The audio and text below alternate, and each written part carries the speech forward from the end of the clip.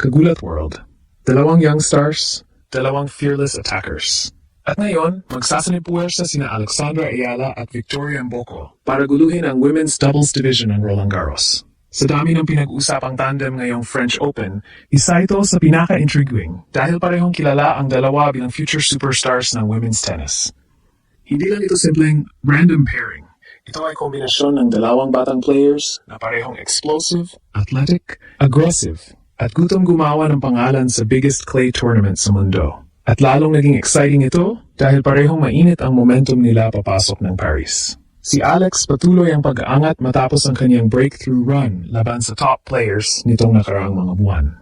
Habang si Mboco naman ay isa na sa pinagkakaguluhang young stars sa Canada dahil sa kanyang mabilis na pag-akyat sa rankings at elite-level power game. Ang mas nakakagulat, kahit parehong singles-oriented stars ang tingin sa kanila, maraming fans ang naniniwalang posibleng maging sobrang delikado nila sa doubles dahil sa kanilang natural aggression at bilis sa court. At ayon sa mga early tournament listings, nakatakdang magsimula ang kanilang French Open doubles campaign ngayong linggo sa Paris. Para sa Philippine viewers, inaasahang gabi hanggang madaling araw ang mga laban dahil sa time difference ng France at Pilipinas. Base sa initial tournament flow, posibleng tumapat ang first round doubles match nila sa bandang 5 p.m. hanggang 2 a.m. Philippine time, depende sa court assignment. Kaya ngayon pa lang, maraming Pinoy fans ang naghahanda. Dahil kapag nag-click ang tandem nina Ayala at Mboco, posibleng may bagong halimaw duo na mabuo sa world tennis. Sa dami ng star pairing sa French Open ngayong taon, isa sa pinakamalaking pinag-uusapan ngayon ay ang pagsasanipuwersa nina Alexandra Ayala at Victoria Mboco sa women's doubles. At sa totoo lang, madaling maintindihan kung bakit sobrang excited ng fan. Hindi kasi ito ordinaryong tandem lang. Ito ay kombinasyon ng dalawang batang players na parehong tinuturing na future pillars ng women's tennis sa kani-kanilang bansa. Si Alex ang pinakamalaking tennis sensation ng Pilipinas ngayon, habang si Mboco naman ay isa sa fastest rising stars ng Canada. At ang mas nakaka-excite, parehong aggressive ang style nila.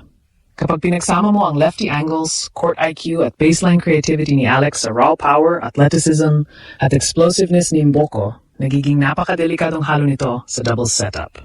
Sa doubles kasi, hindi sapat na magaling ka lang individually. Kailangan mabilis ang reactions, mahusay ang court coverage, at marunong gumawa ng pressure sa net at baseline exchanges.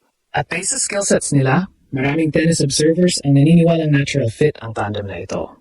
Lalo na sa clay. Dahil sa Roland Garros, hindi lang lakas ang labanan. Kailangan ng movement, anticipation, at controlled aggression. At parehong may kakayahan sina Alex at Mboco na mag-adjust sa mabagal na rhythm ng clay court tennis. Isa pa sa dahilan kung bakit mataas ang expectations sa duo na ito ay ang current form nila.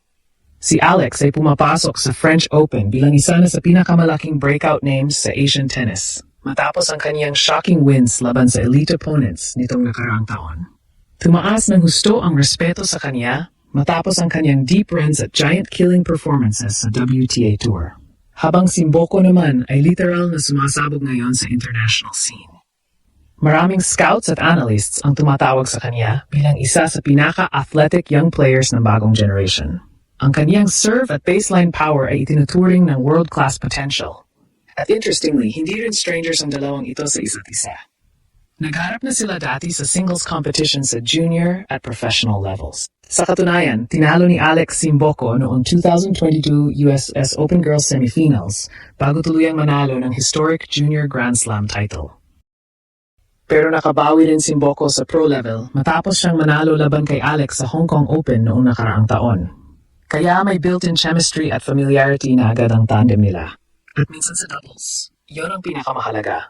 Hindi mo kailangang matagal ng partners para maging dangerous. Kailangan mo lang ng tamang energy, trust, at compatible styles. At sa ngayon, maraming fans ang naniniwalang eksaktong iyon ang meron sina Alex at Victoria Mboco. Dalawang rising stars, isang explosive tandem, at posibleng isa sa pinakamapanganib na dark horse pairings sa Roland Garros women's doubles ngayong taon.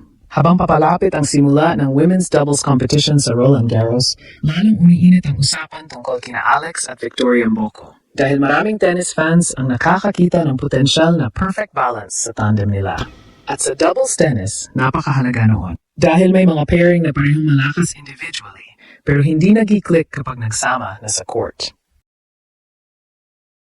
Pero sa kaso ni na Alex at Mboko, maraming observers ang naniniwalang complementary talaga ang kanilang laro.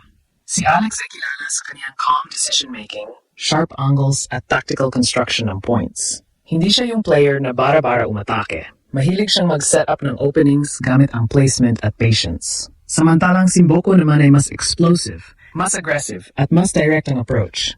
Parang utak at kidlat, control at chaos. At sa doubles, delikadong kombinasyon yon. Kapag na-establish ni Alex ang rhythm sa baseline, habang ginagamit ni Mboko ang kanyang athleticism at power para mag-pressure sa net exchanges, pwedeng mahirapan ang kahit experienced teams laban sa kanila. Isa pa sa malaking factor dito ay ang energy level nila. Parehong bata, parehong mabilis gumalaw, parehong fearless. Sa clay courts ng Roland Garros, kung saan sobrang haba ng rallies at nakakapagod ang movement, malaking advantage ang pagiging athletic at mabilis mag-adjust sa court positioning. At base sa mga recent matches nila, parehong mataas ang confidence ng dalawang rising stars na ito. Kaya maraming fans ang nagsasabing hindi imposibleng maging surprise package sila ng tournament. At syempre, malaking factor din ang crowd appeal. Sa social media pa lang, marami ng tennis fans ang excited makita ang tandem nila dahil parehong may malaking fanbase sina Alex at Mboko. Si Alex ay isa na ngayong global Asian tennis attraction, habang si Mboko naman ay mabilis na nagiging bagong mukha ng Canadian tennis future. Kaya kapag nanalo agad sila sa opening rounds, siguradong lalaki pa ang hype sa duo na ito. At para sa mga Pilipino, may extra excitement pa dahil doble ang pressure at spotlight ngayon kay Alex. Hindi lang singles ang binabantayan sa kanya, pati doubles. Ibig sabihin, mas maraming pagkataon para makita ng buong mundo ang kaniyang versatility bilang player. At kung maganda ang takbo ng kanilang partnership, posible itong maging isa sa pinakamahalagang confidence boosters ni Alex sa buong French Open campaign. Sa schedule naman, inaasahang maglalaro sina Alex at Mboko sa opening days ng women's doubles draw matapos ang singles first round. Dahil nasa Paris ang tournament, ang mga laban ay karaniwang nagsisimula ng bandang 5 p.m. Philippine time hanggang madaling araw, depende sa court assignment at haba ng mga naunang matches. Kaya asahan na maraming Pilipino ang muling magpupuyat. Dahil sa bawat laban ni Alex ngayon, hindi na lang simpleng tennis match ang tingin ng fans. Isa na itong national event at ngayong may kasama siyang explosive partner tulad ni Victoria Mboko. Mas maraming tao ang naniniwalang pwedeng magkaroon ng malaking pasabog ang tandem na ito sa French Open. Dahil minsan, ang pinakamapanganib na duo ay hindi yung matagal ng magkasama, kundi yung parehong gutom patunayan na sila na ang susunod na malaking pangalan sa tennis world.